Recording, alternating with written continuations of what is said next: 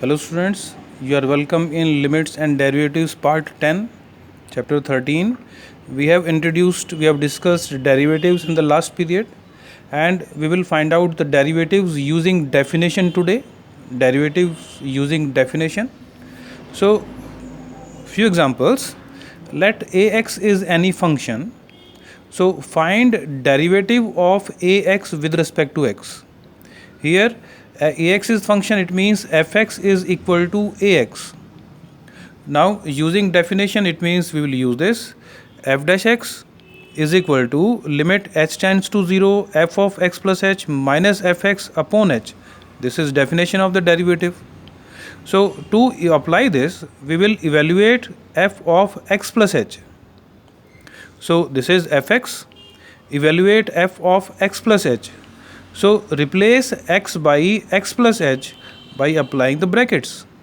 Otherwise, there will be mistake in some other questions, not in this, but in other questions. So to apply the brackets, if you want to apply the bracket, you will write like this. It will be wrong. This is wrong method. So you write a of x plus h. So replace x by x plus h using brackets. So this is f of x plus h, and put values here in this. So after putting this, and now evaluate limit of this function. So ax can be cancelled, limit h tends to 0 of a, and it is equal to a. So derivative of ax with respect to x is a only. Can be used as a formula if it is not mentioned that find derivative using definition. If simply it is mentioned find the derivative, then you can use this as a formula. Now second, derivative of c, where c is any constant. Constant means it may be any real value. So fx is equal to c. Now f of x plus h, because there is no x, we can also say that this is independent of x. So f of x plus h will also be equal to c. Now apply the definition. So by putting the values here, it will be c minus c, that is 0. So it is equal to 0. 0 upon h, that will be 0. So it is equal to 0. It means it is another formula that derivative of a constant will be equal to 0. So f dash x will be 0 when fx is a constant value. Now the derivative of x raised to the power n. So let fx is x raised to the power n, where n is any real number. F of x plus h, I told you to replace x by x plus h using brackets. So x plus h raised to the power n. Now apply the definition of derivative. F dash x is equal to limit h tends to 0 f of x plus h minus fx upon h. So you put values here, and now you have to expand x plus h raised to the power n using binomial theorem. So what is binomial theorem? We have discussed. So it is nc0 into x raised to the power n. The power of first term will decrease from n to 0. Power of the second term will be increased from 0 to n in the terms. So second term will be nc1 x raised to the power n minus 1 into h raised to the power 1, and so on. You can write ncn into h raised to the power n, apply bracket, minus x raised to the power n. Now put the values. nc0 is equal to 1, and nc1, that is equal to n. This is combination ncr using the formula ncr. So you put the values. There is no need to simplify other values. We need these two values only, nc0 and nc1. So x raised to the power n will be cancelled. Now from the remaining terms, you take h common. Here after taking h common, we are left with n into x raised to the power n minus 1 plus nc2 into x raised to the power n minus 2 into h after taking h common, and in the remaining terms we will have higher powers of h divided by h. So h can be cancelled.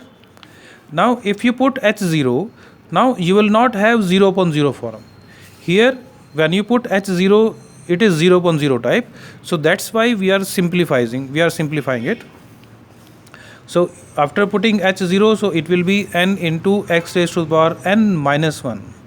So it means derivative of x raised to the power n will be equal to n into x raised to the power n minus 1.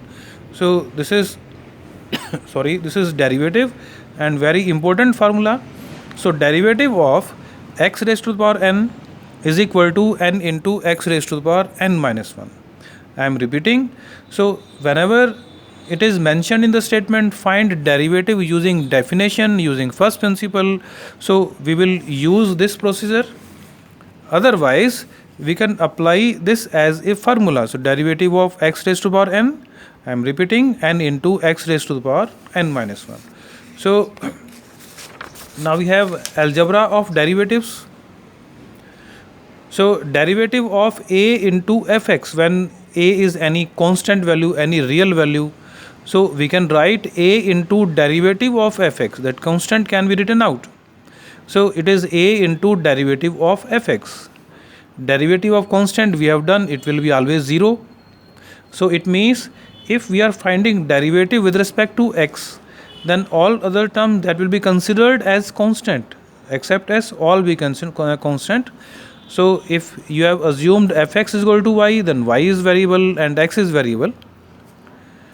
Now derivative of fx plus minus gx, fx and gx are two real valued functions having common domain.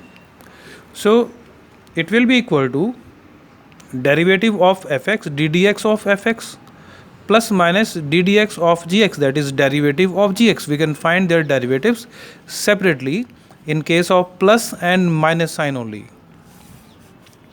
For the product of two functions, when y is fx into gx, so then the function, the formula is different. So derivative of y with respect to x will be equal to derivative of fx into gx plus fx into derivative of gx. Derivative of fx can be written as f dash x. So we can also write this formula as f dash x into gx plus fx into g dash x. So it is easy to remember in this form. Now if fx is equal to u and gx is equal to v, then y is equal to u into v, and the derivative will be u dash v plus u into v dash or v dash u. So u dash v plus v dash u. So where u dash means du by dx, v dash means dv by dx. So this is called product rule, when the function is the product of two functions.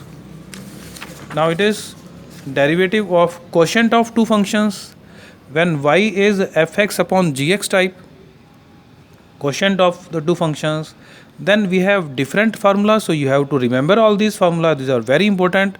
Without these formulas it is very difficult, it is quite impossible to solve the questions. So derivative fx upon gx, in the denominator we will write gx whole square, the function written gx whole square.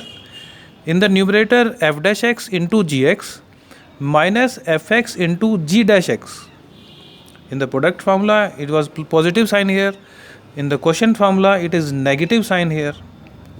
If fx and gx are replaced by u and v, then the formula can be written as dy by dx is equal to u dash v minus u into v dash divided by v square.